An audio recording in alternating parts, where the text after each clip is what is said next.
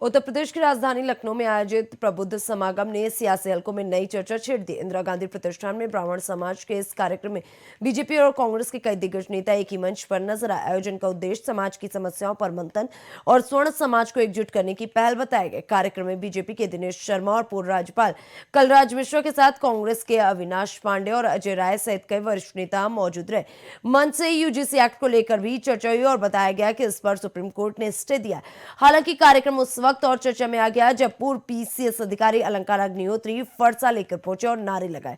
इस घटनाक्रम ने राजनीतिक और सामाजिक दोनों स्तरों पर हलचल बढ़ा दी। आयोजकों का कहना है कि यह समागम सवर्ण समाज के अधिकारों और मुद्दों पर गंभीर विचार विमर्श का मंच है। अब सवाल यह है कि क्या ये पहल सामाजिक एकजुटता की दिशा में कदम है या फिर आने वाले चुनाव से पहले नई सियासी रणनीति। आज अखिल भारतीय ब्राह्मण महासभा के तत्वावधान में लखनऊ के इंदिरा गांधी प्रतिष्ठान में प्रबुद्ध समागम कार्यक्रम का आयोजन किया गया है।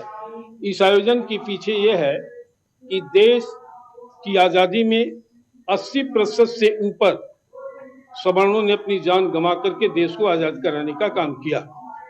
मैं नहीं ये कहता कि मेरा अधिकार बनता है कि पूरे सवर्णों का कि पूरे देश को अपने कब्जे में लेकर के चलें, लेकिन इतना मेरा अधिकार बनता है कि आज जो हालात है देश की राजनीति की कि सवर्ण मिटाओ सवर्ण सताओ, ये सभी राजनेता और राजनीतिक दलों का एजेंडा बन चुका है।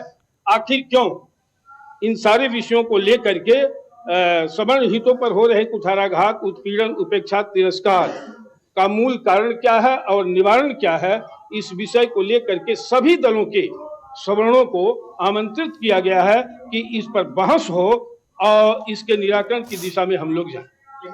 पंडित जी, यूजीसी लागू किया गया है। एक तरफ से कहने की देखा जा रहा है कि केंद्र में भी भाजपा की सरकार है, उत्तर प्रदेश में भी, लेकिन जिस तरीके से यूजीसी लागू किया गया उस पर बहुमत क्या है? ये सरकार द्वारा घोर अन्याय है सवर्णों के साथ और यह काला कानून है जो आने वाले दिनों में देश और समाज को बांट करके देश को पुनः गुलामी की ओर ले जाएगा। शंकराचार्य को लेकर क्या कहेंगे?